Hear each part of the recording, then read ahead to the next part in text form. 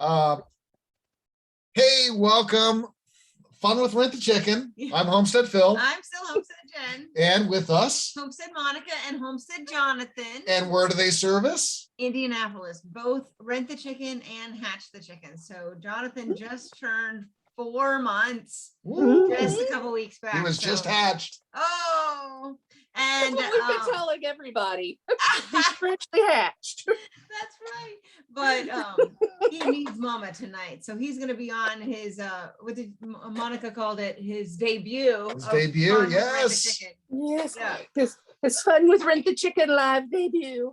That's right. Right. So tell us what is new on your farm, your homestead. Yeah, because it's been like a year since we've talked to you. Well, actually, I Fun mean, with Rent the Chicken. you see what's new. We've actually, we're kind of just still in the process of getting used to the new rhythm of things with having him around, and but we're plugging away. We've had chicks hatching all year. We've got just tons of birds around. We've got some new pretty ones. We've added an Angora goat to our herd. Wow. That sounds hairy. Oh, now are you raising the goat for fiber? Yep, I'm learning to shear. Wow. So that I can then spin the fiber and make yarn and other such goodies with it. In your spare time. He wants to say hello. Hey, buddy. I think we scared him last time. Oh, when we went live and we're like, hey, we're upset. Oh, well, he's teething, and I think he was chewing on his fingers. He choked himself a little. Oh dear, that happens. We're still learning self-control. But I mean, it's been a year that's all been focused mainly on hatching this little fella, and just keeping the chicken love going. Nice. Yeah. Now, are you ready to tell people what your breeds of chickens are for next spring during your deliveries, or are we keeping that a secret? Not entirely. Most of them are what we call our Plaid cow specials. Barnyard mixes. There are barnyard mixes, but I do have actually a couple of beautiful black noir marins. I had to stop and think of the name for a minute. And they lay beautiful dark chocolate brown eggs. Nice. I've got some light brown leghorns for people who like the lighter colored eggs. They actually like a cream colored.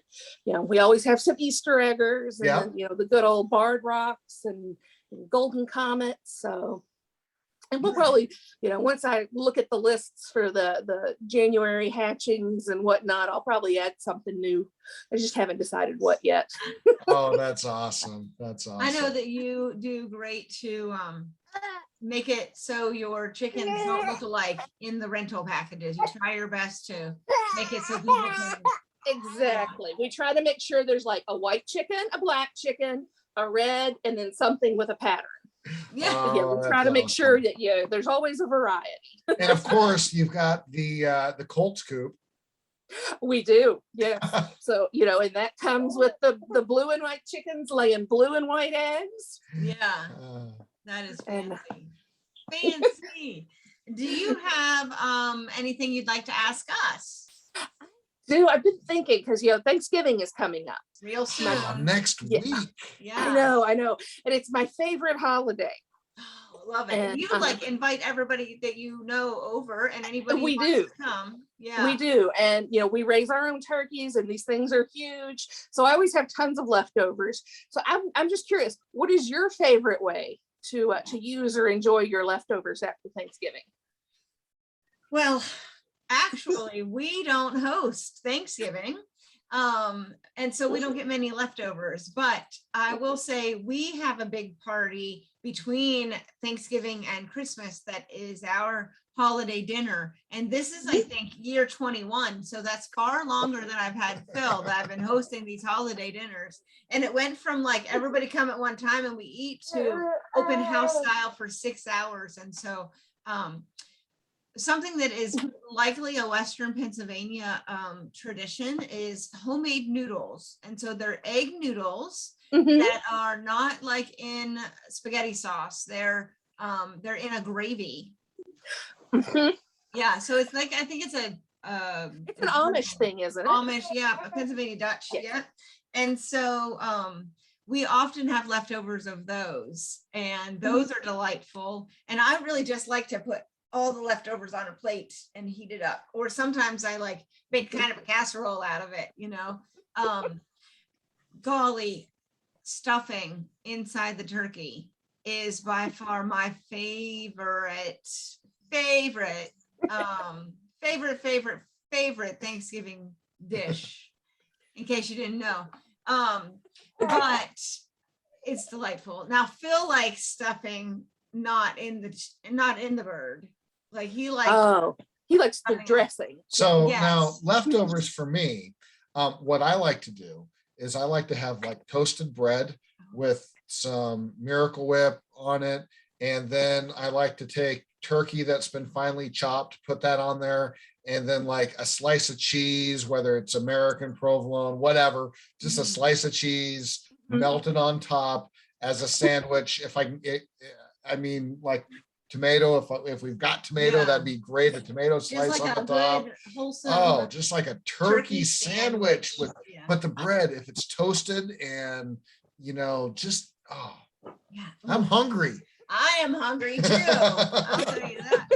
Yeah, but my sister often hosts on Thanksgiving, and my mom, she likes to make her own day for Thanksgiving. So this Saturday. So we're doing Thanksgiving a little early. Nice. Fantastic. And it's traditional. Sometimes my stepdad says, I'm making manicotti. What? That's what we get. Yeah. Oh. Well, traditional's nice. Now we do a big quesadilla night on the Saturday after Thanksgiving. And it's my husband, it's Randy's favorite thing of the year. And so we take up the turkey and we chop it up and make up big turkey quesadillas and so just keep the party going all weekend long. Yeah. This morning for breakfast, I had that chicken. We went to a dinner last night that was like homemade food and this breaded chicken breast. Yeah. And it was thin cut that had been pounded out and so then breaded and scrambled eggs. And you had that chicken with Anyway, talk about eggs. Hey, Homestead Monica, you've got 6 eggs. What you cooking? Well, as you know, with this posse, 6 eggs doesn't go real far. With your flock. So usually if I'm limited to 6 eggs, we're going to go with like deviled eggs. That way, at least we can double the number of servings we get. Yeah. So then you get 12, unless you know one doesn't turn out or something. And with your deviled eggs, do you do any like pickles or not relish or anything like that? Everybody has a different I use sweet relish and Miracle Whip in my deviled eggs. All right. And just a little bit of paprika on top, just because it looks pretty. Makes them festive. Just a little bit. That's how you know they're special. Yeah. So if you had more than 6 eggs, you how many eggs would you boil to have deviled eggs for your family? Well, probably 9 to 12. Okay. We go through, I was like, when we do, big pancake breakfast or whatever here, we go through about a dozen to a dozen and a half eggs at a time. Yeah. Wow. Yeah. Well, you have like 27 Well, good thing you've got kids. chickens. Uh-huh. You have 5 kids these days. 5 kids. Jonathan doesn't eat much yet, so not yet. Going to go up as time. Well, he doesn't eat like regular. He doesn't eat pancakes. Not yet, but he's we're starting to introduce all that stuff now. Yeah. And so with all of my kids, like after we do the initial rice and the super puree stuff, scrambled eggs are one of the first things that we just plop on their tray and let them play with and self-feed. Fill it out. Yeah. Nice. Yeah.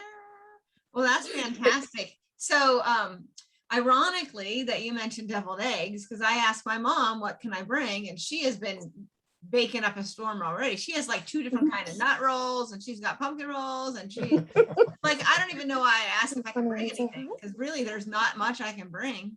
Hey buddy, she said you could bring some deviled eggs.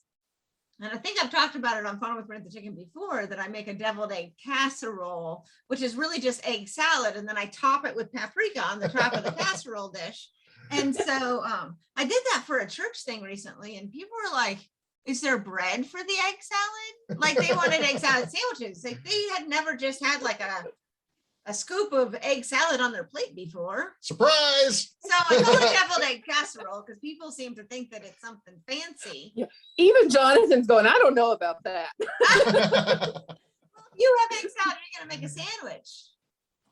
Well, yeah, I mean, yeah, no, that's right. It's the casserole concept we're not sure about. It's cold. It's a cold casserole. He is not sure about it at all. Anyway, well, I just call it that because people seem more interested in it than just saying, oh, have a scoop of egg salad. But my mom was clear to say regular deviled eggs. Like not She's been burned. right, regular deviled egg. And I just put Miracle Whip, salt and pepper, and then some paprika. I don't use relish in. Oh, he's happy. Something has caught his eye. Yeah. Well, thanks so much for having us. Yes. Or thanks so much for joining us. Yeah. Oh my goodness, Jonathan, thank you. And everybody else that has joined us for Fun with Rent the Chicken tonight, don't forget about signing up for the Chicken Trot. We only have like 12 more days. Yeah. And it's done. It's gone. That's it. It's so over. The link is wherever the link is. Yeah, it's in the description below. Right. Yeah.